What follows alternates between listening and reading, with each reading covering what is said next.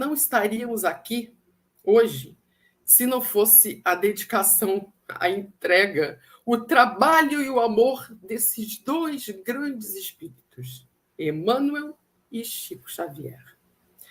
Emmanuel, nessa obra, lá no Antilóquio, no preâmbulo dessa obra, Emmanuel diz o seguinte: nosso esforço, ele falando da obra, consistirá tão somente em apontamentos à margem da tarefa de grandes missionários do mundo e de povos que já desapareceram, esclarecendo a grandeza e a misericórdia do Divino Mestre.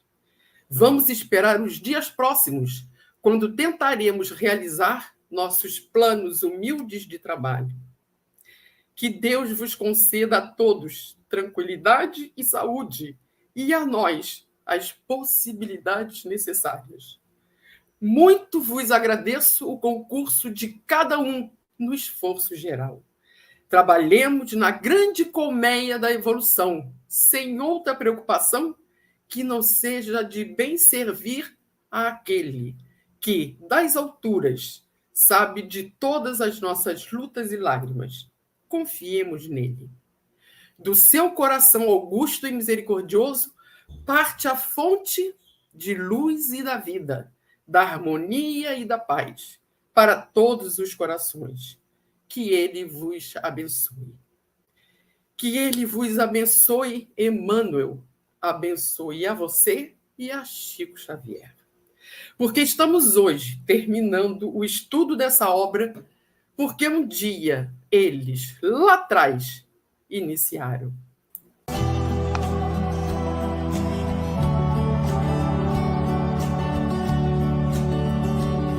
Eu sei que nasci para dar certo, que tudo conspira a favor. Eu sou um divino projeto, herdeira do bem e do belo. Eu sei, sou nascida do amor. Eu sigo amparada por anjos na estrada que o Pai planejou. São tantas lições me ensinando e é tanto o amor me encantando que eu sei, o universo acertou. Eu ouço a harmonia que os mundos entoam em bailado sem fim. Pertenço ao espaço profundo. Eu sei, faço parte de tudo e tudo faz parte de mim.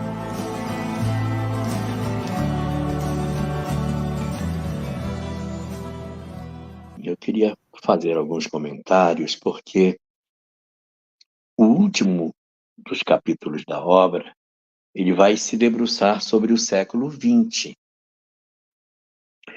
Ocorre que a obra foi escrita em 1938, então ela não consegue abraçar tudo que o século XX pôde nos oferecer. Então é como se nós estivéssemos no início do século, antes da Segunda Guerra Mundial, porque a Segunda Guerra Mundial vai eclodir em 1939, a obra é escrita em 38, ou seja, já havia as movimentações que sinalizavam nuvens assim meio borrascosas no horizonte, e a percepção da espiritualidade, de conflitos, de problemas, de dores que a humanidade atravessaria era iminente. Então, o texto de Emmanuel, ele vai se voltar especificamente para trabalhar as dores que o século XX nos reservaria, os sofrimentos que a humanidade atravessaria durante esse período, pelas guerras, pela fome, desigualdade, a violência, o desamor, evocando alguns ícones que o próprio Apocalipse possui, sinalizando para nós que essa janela de tempo iria ter uma conexão muito estreita com o Apocalipse. E, ao mesmo tempo, ele já nos sinaliza também que o século XX nos oportunizaria uma segunda informação, não somente as dores, o sofrimento, as angústias que seriam decorrentes do processo de maturação, mas que o século XX marcaria também um momento de mudança no cenário do planeta, pela possibilidade de nós inaugurarmos uma nova fase na nossa história. Então, ele vai mostrar para nós, traz essa previsão da espiritualidade, este desenho dentro das perspectivas do que poderíamos ter feito. E se, de repente, a criatura humana não alcançou esse desenho que o livro apresenta, é porque nós, dentro das circunstâncias do nosso livre-arbítrio, nos movimentamos de uma forma que não era pensado de acontecer. Eu lembro quando eu era menino pequeno, 1990, devia ter uns 30 anos mais ou menos, idade aí da Denise Ballot, e eu tive a chance de ler um livro chamado Megatrends 2000, as megatendências para o século XXI. Então, era um conjunto de especialistas que, olhando o cenário do mundo, eles não eram futurólogos, eles eram futurologistas. Um futurólogo é uma pessoa que, mediunicamente, tem uma visão do amanhã. O futurologista é o indivíduo que analisa o cenário atual, verifica a questão geopolítica do planeta, a movimentação das peças no tabuleiro, e diz, o que deverá acontecer é isso. E eu tive a chance de ler o Megatrends 2000. Ele não é um livro religioso, não é um livro. Ele é um livro para empresários, para que as pessoas pudessem planejar o amanhã. E este livro, Megatrends 2000, falava o que vai acontecer na área da ciência, na área da filosofia, na área do direito, apontando algumas movimentações sociais que aconteceriam. E eu me dei o trabalho de ler, não li ele todo, mas me dei o trabalho de ler algumas áreas que me interessavam mais. E lá dizia o seguinte, que não se desenhava no horizonte para o século XXI guerras. Se tivesse guerras no século XXI, dizia o texto, as guerras não serão entre nações, porque as guerras entre nações não pertencerão ao século XXI. Se existirem guerras no século XXI, são guerras étnicas. Aí ele dizia, por exemplo, a guerra do povo basco dentro da Espanha, a tentativa de libertação da Irlanda do domínio da Grã-Bretanha. Sempre um povo, o curdo, dentro da Turquia. Quer dizer, eu tenho uma etnia que está dentro, a Tcheco-Eslováquia. Assim, você fazer uma movimentação que tirasse a Iugoslávia, que abraçava uma série de povos ali dentro, que realmente aconteceu, né? Virou Sérvia, Sérvia-Herzegovina, virou Montenegro, Kosovo, pela fragmentação da Iugoslávia. Então, ele falava que as pressões étnicas promoveriam, talvez, conflitos. Mas não se desenhava para o século XXI conflito entre nações. Veja que são os estudiosos que não têm viés religioso, observando as peças no tabuleiro e imaginando a diplomacia, a ação dos órgãos internacionais e a tentativa de oferecer o diálogo, não é? E, infelizmente, isso não se concretizou. Ou seja, nós surpreendemos os próprios especialistas com relação ao que aconteceu no século XX. E, mais propriamente, o que está acontecendo no século XXI. Nós poderíamos dizer, portanto, que nós estamos, neste momento, num cenário que não era o desenhado pela espiritualidade. É como se nós fôssemos uma espécie de adolescente rebelde, em que nós fomos criados e os pais disseram, agora ele vai entrar na adolescência e vai estudar e vai prosseguir E quando nós tivemos essa possibilidade de ingressarmos nesse cenário aonde tivemos a honra de ter tanto aparelhamento tecnológico, com tantos recursos, com tantas facilidades do ponto de vista científico, nós não soubemos trabalhar com tudo isso. Algo aconteceu na humanidade que produziu um esfacelamento das expectativas que viriam. Eu, particularmente, isso é uma questão muito particular minha, considero que o avanço do ateísmo no mundo é o grande responsável pelo não alcance dos objetivos. Porque o ateísmo, ele mudou os objetivos das nossas vidas. Ele nos cegou. Joana de Ângeles, quando trata desta questão no livro O Homem Integral, capítulo 1 e 2, ela diz que a descrença gerou um apelo muito grande pelas coisas materiais. Esse apelo pelas coisas materiais levou ao consumismo. O consumismo levou ao individualismo. O individualismo levou ao hedonismo, que é a busca do prazer irrefreável. Esse hedonismo nos jogou nos braços de uma loucura pela perfeição estética. A perfeição estética nos empurrou na direção da tecnologia para ter o corpo perfeito. Uma tecnologia que também nos entregou às redes sociais. Com as redes sociais, aumentou o adoecimento, porque nós nos tornamos ainda mais solitários, mais infelizes, mais vazios do ponto de vista espiritual, e o adoecimento alcançou níveis nunca imaginados antes no planeta. E a nossa sociedade desfraldou a bandeira do materialismo de vez. E por conta disso, o amor se escondeu, a intolerância e o ódio tomaram espaços na nossa sociedade. Nós vemos hoje um processo muito grande de polarização política, de todos os aspectos, política partidária e políticas raciais, de políticas econômicas, de políticas relacionadas com os aspectos étnicos, políticas. E o que a gente tem na literatura espírita é, todas as vezes que eu me filio dentro de uma ideologia que me propõe o ódio como regra de conduta, eu não posso estar correto. Então, se você tem dúvida se o lado que você está escolhendo é correto, pergunte. Eu odeio? Se eu odeio, eu não posso estar certo.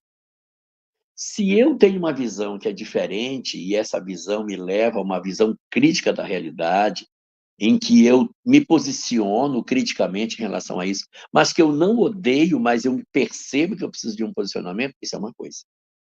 Mas quando eu elejo o desamor, o ódio, a violência, a agressão, o não diálogo, a ofensa, como forma de me comunicar, eu estou doente também. Então, entendo que o desenho que Emmanuel faz no período anterior à Segunda Guerra Mundial é um desenho percebendo a possibilidade de que o barco ancorasse no porto, que a gente conseguisse chegar ao destino nesse século XX. Mas os ventos sopraram de maneira diferente na vela. O materialismo empurrou o barco para o mar alto. Ao invés de nós entrarmos na Bahia, a gente deixou com que a gente avançasse para a loucura, para a promiscuidade, para o desamor, para o suicídio, para o adoecimento mental, para uma sociedade hoje completamente desorganizada, que, de certa maneira, surpreende a espiritualidade. O que não quer dizer que eles se desesperem. Traçam um desenho. Se o espírito entra por aquela via, ótimo. Igual um planejamento reencarnatório, que eu digo, você tem toda a chance de dar certo. Você tem todo o aparelhamento para acertar. O cara reencarna e pega um outro caminho. Do mesmo jeito que um indivíduo toma um caminho equivocado, uma sociedade também pode tomar um caminho equivocado. E ela toma por quê? Porque ela usa o seu livre-arbítrio. Os mentores sabem que ele tem potencial. Veem a possibilidade dele dar certo. Mas o indivíduo, pelo seu livre-arbítrio, promove uma ruptura e segue por um caminho diferente. A nossa sociedade, ocidental principalmente, não entrou pelo caminho que deveria. E a gente, então, transformou um mundo que poderia ser muito bom, até porque se você perguntar para cada pessoa individualmente, todo mundo está querendo viver em paz. Não tem ninguém dizendo, não, eu quero viver na violência. São eles que são os culpados, são eles que odeiam. Eu quero viver bem, meu vizinho que é problemático. Todo mundo está ansiando pela paz, mas todo mundo no trânsito, agressivo, impaciente, violento, violento na família, violento consigo mesmo. Então, nós estamos profundamente adoecidos e empurramos para frente esse nosso processo de término da transição. E só para terminar, porque tem muita coisa para a gente conversar, eu lembraria um trecho final da nossa live anterior, que dizia que aquele colégio crístico ia se reunir de novo para decidir o que é que a Terra queria para si próprio. Talvez a gente tenha que esperar um pouco mais para que a gente consiga resolver alguns problemas que a gente criou. E talvez a transição, a gente ainda não consiga enxergar o término dela por conta das decisões que a gente tomou. Mas é Maravilha. isso. Antes da gente continuar, né? Eu queria só me apropriar um pouco dessa belíssima simbologia de novo, né? Que a gente já falou isso na live passada. E aí tem algo no vídeo fazendo referência a isso, que a gente também não preparou e também não combinamos, de novo, né? Evidenciando essa coincidência, entre aspas. Mas quando Elahá nos fala de nau, quando Elahá nos fala de navio, né, de embarcação, de ventos, de mares turbulentos, eu gostaria de sublinhar isso, né? Emmanuel também fala isso na conclusão dele, né, em relação à obra, que nós já estamos a caminho da luz há 20 séculos. Né? E ele fala isso na década de 30, quase 40. Isso. E diante desse atestado, né, eu preciso confessar que me bate uma certa angústia, né? Sim. Me bate um certo sentimento de gravidade, né, de algo grave, porque nós precisamos mobilizar as nossas consciências e enxergar a gravidade, porque nós já estamos no atraso. O tempo urge, não temos mais tempo. E esse comodismo, esse ritmo lento, sonolento, que a humanidade se impôs nesse caminho evolutivo enquanto humanidade, né? Enquanto espíritos encarnados na Terra, que também fazem parte da humanidade, é grave, porque nós estamos protelando. Porque que a lei do progresso ela é inexorável, ela é inexorável. Sim. Só que nós estamos retardando o processo e aí precisamos enxergar com olhos de ver, premeditadamente retardando o progresso. E por quê?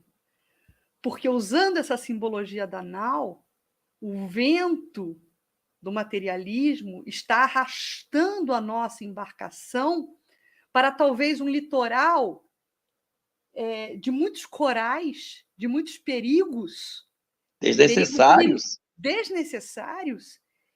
E essa nau, ela tem um leme. Essa nau, ela tem um capitão.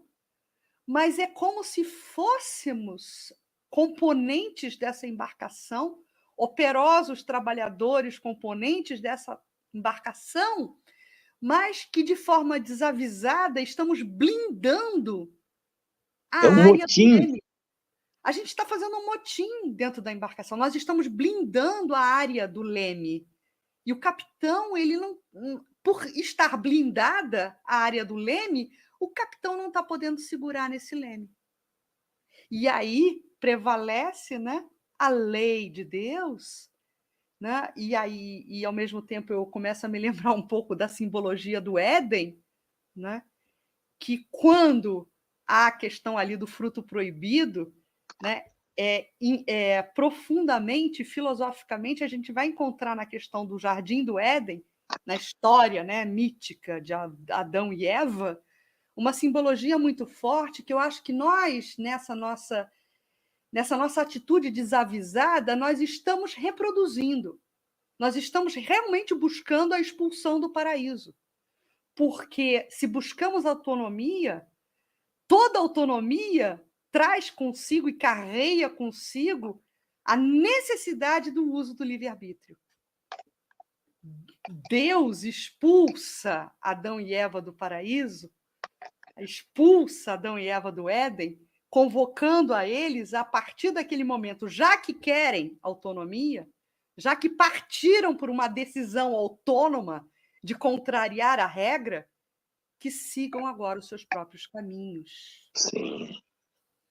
Então, vamos repensar essa atitude do Éden que nós estamos tomando. Nós estamos, sinceramente, nos aproximando do fruto proibido. E é tudo muito simbólico, tá, gente? Mas é uma conclamação, algo que me bate profundamente. Porque sabe, Cris, eu poderia dizer assim, o que é que a humanidade não sabe com relação à paz? O que é que ela não sabe com relação à concórdia? A necessidade do entendimento. Não existe ninguém na Terra que diga assim, mas eu não sabia que tinha que ser pelo diálogo. Nós estamos num ponto de amadurecimento intelectual que ninguém pode pretextar a ignorância de que não sabe que o diálogo é a melhor via para resolver os problemas. Mas nós estamos tão armados, nós estamos tão convictos das nossas leituras de mundo, que a gente tem muita dificuldade de resolver as questões, né? Nós temos hoje um conflito na Terra, de duas nações que conflitam e que Jesus não toma nem parte das duas sociedades. Não é o pensamento cristão que modela A, nem é o pensamento cristão que modela B. O quanto que Jesus faz falta, né, nesse processo de entendimento do propósito da vida. E a gente acaba encontrando nações num fenômeno assim muito doloroso, onde o perdão não está no eixo das discussões, não está no eixo. Existe um outro pensamento, o pensamento da honra, o pensamento de marcar a presença da minha ideologia, do meu modo de pensar. Não é para baixar a cabeça, não se faz isso.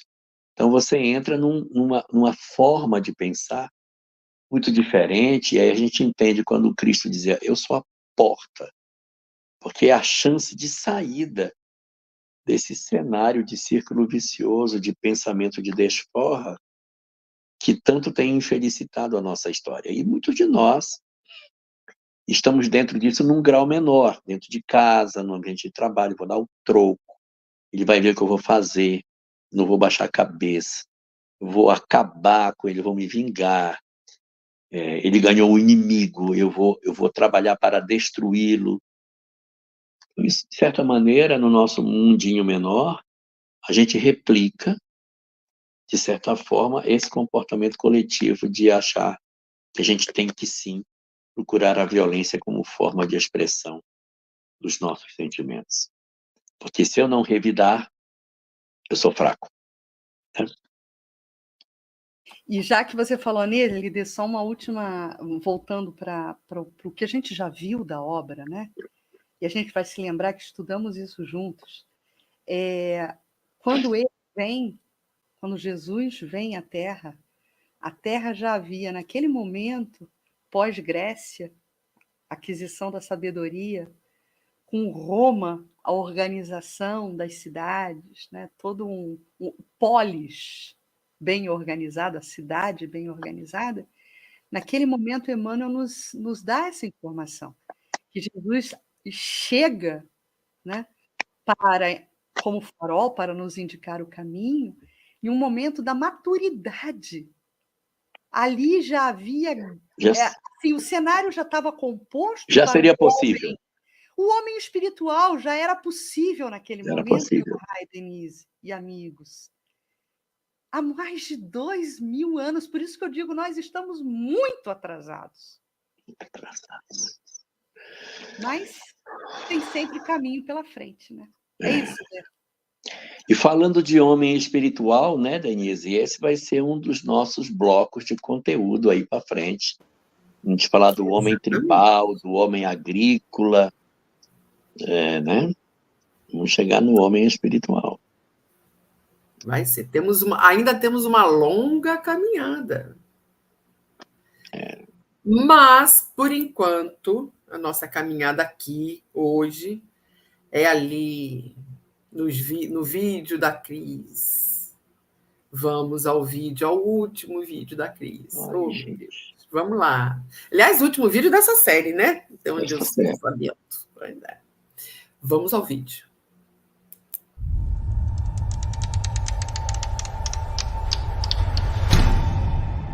Um modesto escorço da história faz entrever os laços eternos que ligam todas as gerações nos surtos evolutivos do planeta.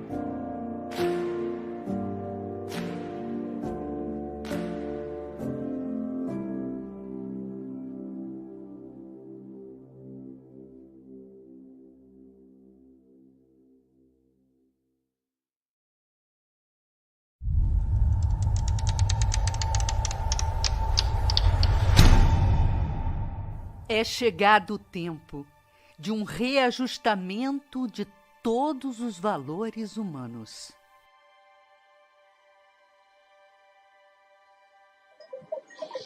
O cajado do pastor conduzirá ao sofrimento na tarefa penosa da escolha, e a dor se incumbirá do trabalho que os homens não aceitaram por amor. Bem-aventurados os pobres de espírito, porque o reino de Deus lhes pertence. Bem-aventurados os que têm fome e sede de justiça, porque serão saciados. Bem-aventurados os aflitos, porque chegará o dia da consolação. Bem-aventurados os pacíficos, porque serão chamados filhos de Deus. Depois da treva surge a aurora. No batismo do sofrimento, na forja da dor, aqueceremos certezas. No orbe regenerado, o homem espiritual estará unido ao homem físico para a marcha gloriosa da humanidade. O Espiritismo, consolador prometido, restaurador da verdade, terá retirado dos escombros materiais a essência divina das religiões, ligando-as ao acolhimento do cristianismo primeiro, restaurado. Todos somos chamados ao labor. O tempo urge, tempo de redenção. Não recalcitremos diante do desafio, responder ao sublime dever de sermos servos fiéis, mensageiros do Cristo. Na noite das existências, Jesus, com sua misericórdia infinita, persiste em claridade imortal da alvorada futura.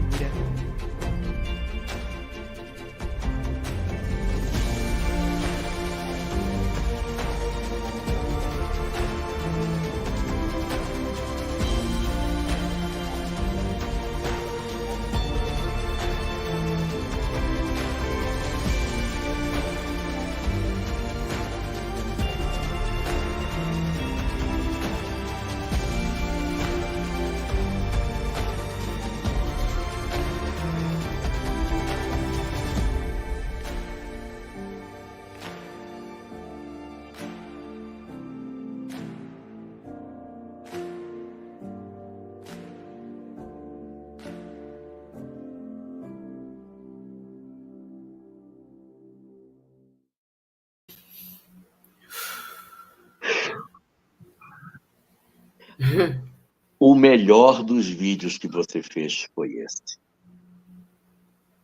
Porque você faz uma síntese de tudo que a gente viveu e eu fiquei indagando por que estava em silêncio. E você vai retomar a fala quando retoma o conteúdo do capítulo em si. Como se tudo aquilo que passou na história fosse alguém relembrando, pensando dentro de si mesmo, para que quando falasse fosse exatamente a sequência daquilo que a gente teria para tratar. E nós estamos num período muito crítico. Esse período crítico não significa dizer que a Terra vai ser avaliada para saber, vai ser do mal, a Terra vai ser do mal, pronto. Não é essa a avaliação. É se é agora o momento. Se este é o momento de terminar a transição. Porque a transição já começou. A transição não tem como parar mais, porque você percebe a convulsão da sociedade. Então, a transição aconteceu. Eu vou dar a prova de que nós estamos na transição, porque, de repente, todo mundo podia dizer assim, todas as gerações falam que está na transição, mas eu vou dar a prova de que nós estamos. Nós tivemos vários reveladores no passado que trouxeram doutrinas incríveis. As doutrinas secretas, que inclusive a gente vai estudar daqui a pouco. As doutrinas secretas. E ninguém conseguia entender essas doutrinas. Elas eram muito indecifráveis, então tinham que ser só os iniciados que tinham que ter contato com ela, porque o povo não conseguia entender. Por quê? Porque era uma doutrina entregue para os migrados e não para a população ignorante do planeta. Era para os migrados. Então, durante muitos séculos, nós mesmos tentamos nos aproximar dessa mensagem e nos parecia uma coisa de doido, uma coisa louca, indecifrável, e nós, então, não conseguimos alcançar. líamos esses livros e não conseguimos entender o que eles estão falando. É muito louco isso. Só que no momento atual que nós estamos, a gente consegue ler as obras deles. Então, se eu consigo ler a obra que foi destinada para espíritos que migraram, a conclusão que eu chego é que nós estamos na estatura intelectual que eles tinham quando liam essas obras. Então, se eu estou na estatura espiritual de um espírito migrável, eu estou como um fruto maduro para o processo da transição. Então, assim, a transição vai acontecer, já está acontecendo, e ela pode ser mais curta ou ela pode ser mais longa. Esse mais curto ou mais longo é que é a discussão. Termina agora ou segue mais um pouco? E no Apocalipse existe um momento em que diz assim, que haverá um período de sofrimento em que algumas entidades serão retiradas do planeta, porque elas não deverão fazer parte do processo de sofrimento do orbe. Então, eles estarão do lado de fora da história, assistindo o sofrimento da humanidade e intercedendo para que abrevie esse período, porque senão os que vão ficar aqui não vão suportar. Então, aqueles de nós que, de certa maneira, alcançarmos a condição mínima suficiente para não precisarmos do sofrimento apocalíptico que, de repente, a Terra vai atravessar, são retirados, não encarnam nesse período, mas intercedem, auxiliam, atuam nessa janela de tempo.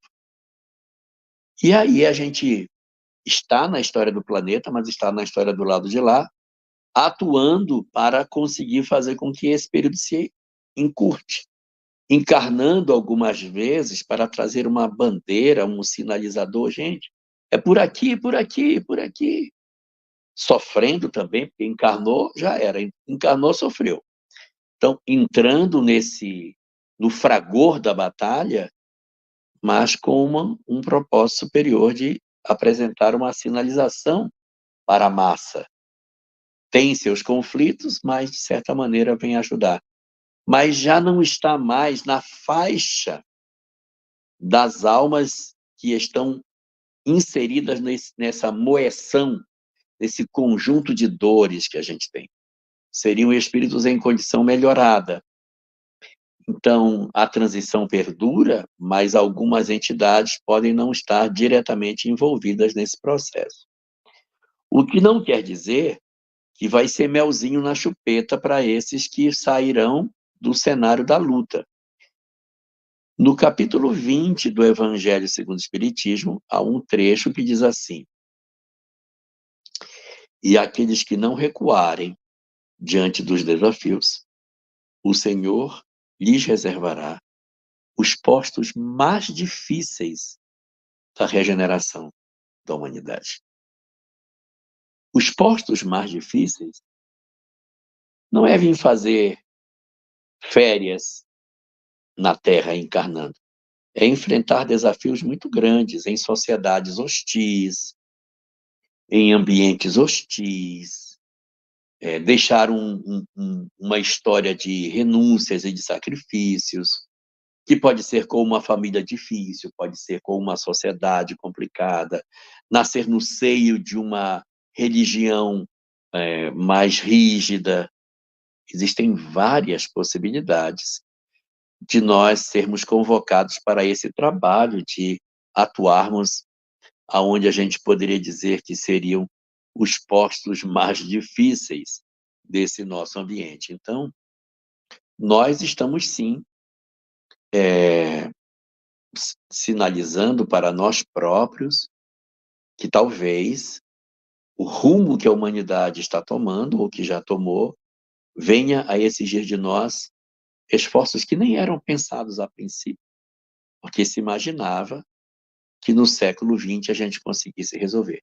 Você vê Emmanuel comentando isso no século XX, e você vê Kardec na Revista Espírita de 1863, no fascículo de dezembro de 63, ele fala que o século XX seria o século das grandes transformações. Não aconteceu. Kardec também acreditava que o século XX seria um século de muita mudança, e que a compreensão da vida espiritual se espalharia sobre a Terra. Essa era a visão que ele tinha. Ele escreve isso num artigo chamado Das Lutas, em que diz que o século XX marcará uma mudança incrível, porque esses conhecimentos espirituais se tornarão comuns e a humanidade refará seus objetivos ao perceber o que de fato nós somos, ou seja, ao descobrir afinal o que somos, e ao descobrir afinal quem somos, nós começarmos a fazer uma redefinição dos nossos objetivos como sociedade. Não aconteceu. Não se deu o que se pensava. A gente tem no capítulo de hoje, né, como sempre, um monumento de texto de Emmanuel. Por isso, muitas vezes, meus amigos, eu nem narro nada no vídeo, porque o texto de Emmanuel é tão profundo que eu não quero me entregar à ousadia de narrá-lo. Eu me sinto intimidada pela essência do texto de Emmanuel. Mas aí a gente precisa sublinhar algumas situações. E essa aqui eu guardei para ler para vocês, aqui juntos na nossa live. E é por isso, né, que eu também, um pouquinho antes de entrar aqui para estar com vocês, eu estava dando uma olhada no texto do Apocalipse, que o Elahá citou, né? Porque Emmanuel fala assim, e isso me estimulou a estudar o Apocalipse. Mas é chegado o tempo de um reajustamento de todos os valores humanos. Esse tempo já chegou, estamos vivendo ele. Se as dolorosas expiações coletivas preludiam a época dos últimos ais do Apocalipse. E é interessante, porque no Evangelho, Mateus, Lucas, a gente vai ver o sermão dos ais do Evangelho, mas o Apocalipse também traz essa expressão. E traz essa expressão dos ais do Apocalipse com muito vigor. E aí eu fui tentar deitar o meu olhar sobre o Apocalipse. E olhem o que eu encontrei. Esses ais, né, fariam referência ao julgamento de Deus durante essas nossas tribulações. E esses ais, esses julgamentos, eles são descritos como selos. E aí o Apocalipse vai nos apresentar 7 selos. E esses selos estão correlacionados com as trombetas, com o soar das trombetas. E né? Não é isso, Elahá? Isso. O livro da vida está fechado com 7 selos. Sim. Abre o primeiro selo, sai um cavalo. Abre um segundo selo, sai outro cavalo. Abre o terceiro selo, sai um terceiro cavalo. Abre o quarto selo, sai um quarto cavalo. Abre o quinto selo, parece que vai sair mais um cavalo, não sai. Aí sai gafanhotos, Isso. sai, é o quinto selo. Então. Aí vem o sexto selo, aí você diz, pronto, agora vai abrir o sétimo selo e acabou. Aí, para fazer suspense, o sétimo selo não é um selo só, ele tem 7 trombetas. Aí o sétimo selo tem a primeira trombeta do sétimo selo, segunda trombeta do sétimo selo, terceira trombeta e quarta trombeta. Quando chega na quinta trombeta do sétimo selo, já está acabando, porque só tem a quinta, a sexta e a sétima trombeta, aí vem o fim. Então, a quinta trombeta recebe o nome de primeiro ai. A sexta trombeta recebe o nome de segundo ai. E a sétima trombeta recebe o nome de terceiro e último ai, né?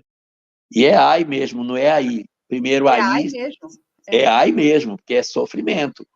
E aí, Elahá, veja que interessante. O segundo ai, eu estou olhando aqui na minha cola, ele é revelado após o julgamento da sexta trombeta. Sim. E esse ai, ele começa quando uma voz ordena: solta os 4 anjos que se acham presos junto do grande rio Eufrates. E esses 4 anjos são demônios, né, que foram expulsos do céu junto com Satanás. Então, Deus está agora mesmo mantendo-os presos até o tempo dessa soltura. E esses anjos e seus exércitos, totalizando 200 milhões, eles são libertados para matar 1/3 da humanidade. Então, tem toda uma figuração de também um certo acompliciamento mental. Nós não estudamos espiritismo, nós não sabemos das nossas ondas e vibrações. Então, tem toda uma sinergia com esse simbolismo do Apocalipse, né? E aí, logicamente, que nesse processo de separação de joio de trigo, e aí eu me lembrei muito, até por conta de situações que eu estou vivenciando no meu cotidiano, que só lobo cai em armadilha para lobo.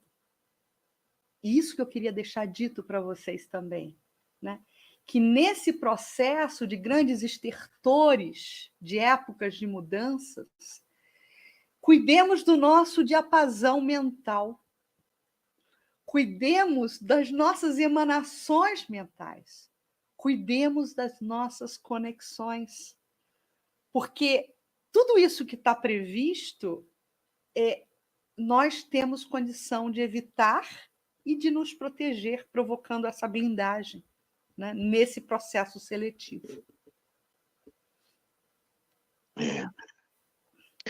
Nós estamos realmente vivendo um período apocalíptico, isso é muito, muito claro. Mas para que ninguém fique muito preocupado com isso e com uma imagem assim meio negativa do que a gente está falando, eu quero destacar que a história do Apocalipse, embora todo mundo tenha uma visão assim meio pavorosa dele, ele é uma história muito bonita. Ele é assim, guardado as devidas proporções, parece com a história da paixão de Cristo. Porque a humanidade se fixa em quê na paixão do Cristo? Na morte, na crucificação, nele ensanguentado, pregado na cruz. O pessoal tem tudo que é lugar Jesus crucificado. Mas a mensagem mais importante da Semana Santa é a ressurreição, não é a morte, é a vida. E a mensagem mais importante do Apocalipse é a vitória do bem sobre o mal. Porque é um conjunto de dores, é verdade, mas a história tem final feliz. No final da história, o Senhor, o Rei dos Reis, assim é chamado, o Rei dos Reis aparece montado num cavalo branco e ele vai destruir o mal e vai implantar sobre a terra o reino do bem. O reino do bem. Eu tenho alguns amigos, e eu vou falar isso aqui, mas se alguém disser que eu disse, eu vou negar e vou puxar essa live para mostrar que eu não disse. Tem uns amigos que falavam que cada capítulo do Apocalipse é um século. Então, como o Apocalipse tem 22 capítulos, então a história iria até 2200, mas isso aí é uma hipótese. Então, a gente estaria no capítulo 20 do Apocalipse. O capítulo 20 é a batalha do Armagedon. É a batalha do bem contra o mal. É esse momento em que o cavaleiro montado naquele cavalo branco, ele aparece cercado de anjos e vai lutar e vai vencer. No capítulo 20 que ele vai vencer o mal. No capítulo 21 já é só o rescaldo do mal, e o 22 já é a implantação do novo reino que desce. Então, vai haver uma melhoria no planeta, segundo o Apocalipse, só que as pessoas não falam disso. Elas gostam de falar só do sofrimento. Mas a história é a história vitoriosa do bem sobre o mal, em que o mal será vencido e implanta sobre a terra um período de paz. Ou seja, haverá a vitória do bem. Nós podemos estar realmente atrasados com relação a isso. Isso é fato. Às vezes as pessoas dizem assim, não, mas Kardec já deve ter vindo, porque ele disse que ele voltava no século XX. Está lá no Obras Póstumas. Sim, mas também era no século XX que se implantava a regeneração. Se ela não implantou, de repente ele ainda nem veio, né? Vamos esperar um pouco, vamos ver como é que é, o que vai acontecer. Então, tudo isso são especulações que as pessoas ficam fazendo, mas, na verdade, o que nos importa é a transformação íntima de cada um. Porque a transformação, ela não é coletiva, ela é individual. O processo de salvação não é coletivo.